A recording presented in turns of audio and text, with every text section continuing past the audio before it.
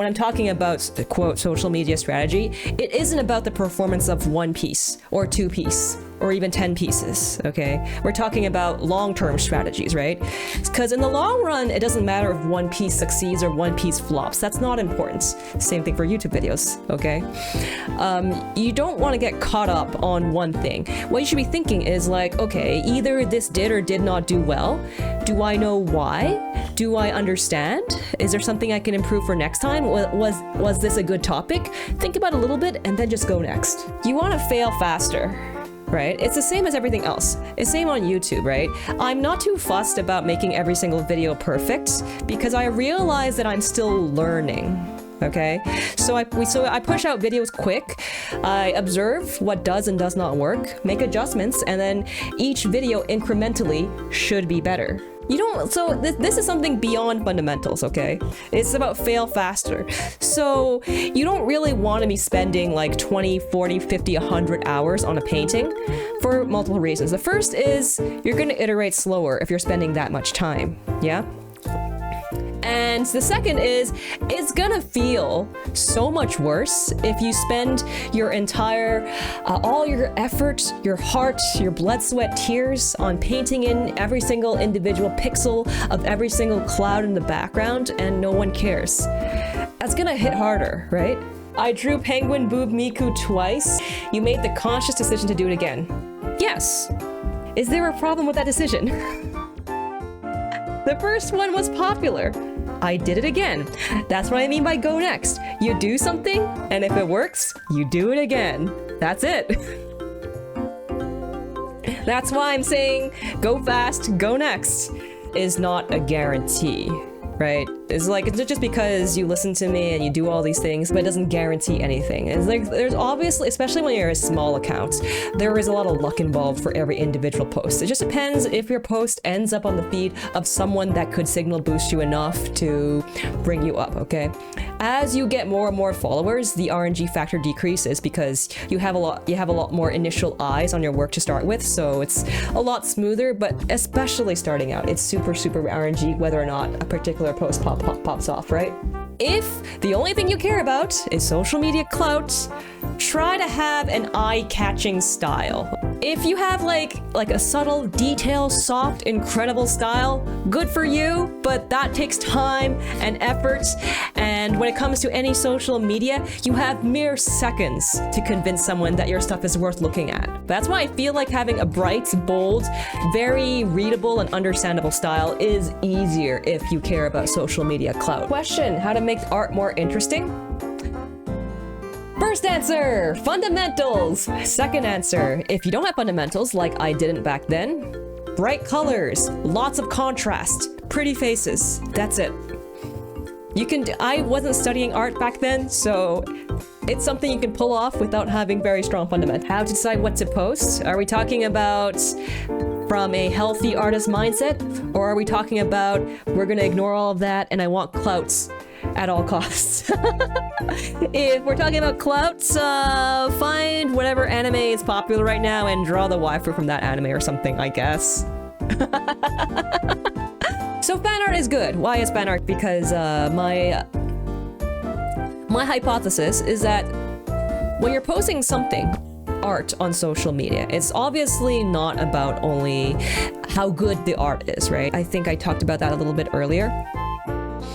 It's not just the technical skill that matters, not only the art piece. You're trying to communicate an idea, and having good fundamentals and good technical skills will help you express that idea more clearly and more effectively. But you still need to have that idea in mind. And the benefit of doing fan art is that there's already a strong emotion and idea attached to it because people already like these characters, right? I don't need to tell anyone who these characters are because people already know. And any preconceived feelings or attachment to these characters, they come along with my drawing. So that's why it's a lot easier to pop up with fan art pieces. Does that make sense? So fan art is well and all, is good and all. for helping you boost the engagement of individual posts. But in my experience, fan art doesn't help as much in growing a following. People will retweet your stuff, but unless they're like really invested in the fandom, they're not really that likely to follow you. So if you have a whole thread of Fire Emblem fan art, like I did, by the way, then the Fire Emblem fandom will start following you, possibly. But what if you want to do something else? That's actually okay. You just have to be prepared to get a lot less engagement than usual, okay? Don't get caught up in the local minima, because I actually feel that long-term, doing original content is more sustainable for growing your social media. Because, for instance, if someone is looking for Fire Emblem fan art, there are hundreds, if not thousands, if not tens of thousands of artists that are doing Fire Emblem fan art.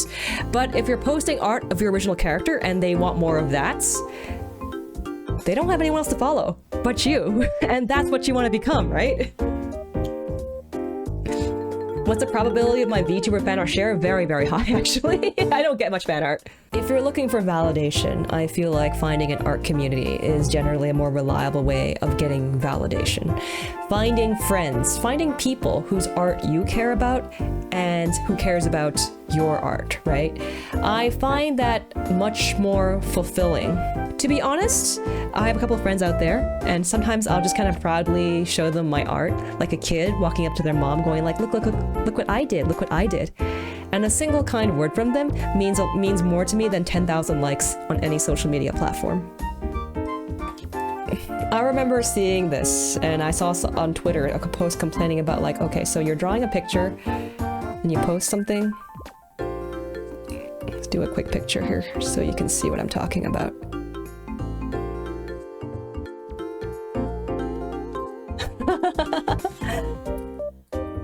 So relatable. Which one? Are you guys dude A or dude B? Top guy or bottom guy? You're definitely A, top guy for sure. All right. So I got a question for those of you who are a top guy, okay? How much do you guys interact with the rest of the server usually? Like in the general chat, how much do you hang around the server?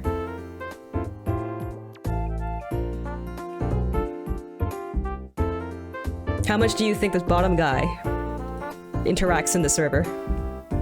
Is their Twitter link and never interacts? So the reason I'm doing this is because, like I said, I get the feeling that a lot of people say this to me, right? I say maybe try to join art communities and instead of relying on social media so much, try to build those genuine connections. And then I get a response like, well, I have tried being part of Discord communities, but people just don't care about my art.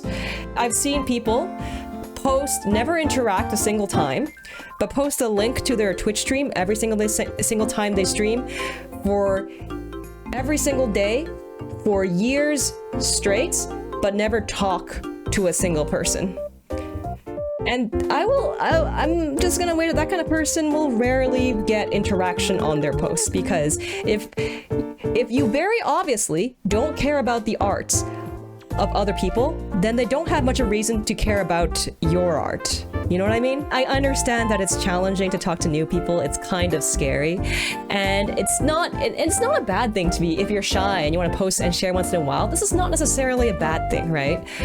But the reason why this sort of thing happens is this guy probably shitposts 24 hours in the general channel, all right? That's probably the reason. Not that because they're better artists, not because they're better people. People just know them.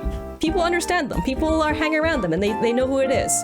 So they're more likely to react. That's all. This is not really an art thing anymore. This is more of a relationship thing. But when you're trying to build connection, build relationships, you have to genuinely care about the other person, right? Yeah, I mean, I hope your takeaway isn't pretend to care about them just for Discord reacts. That's not what I'm trying to say.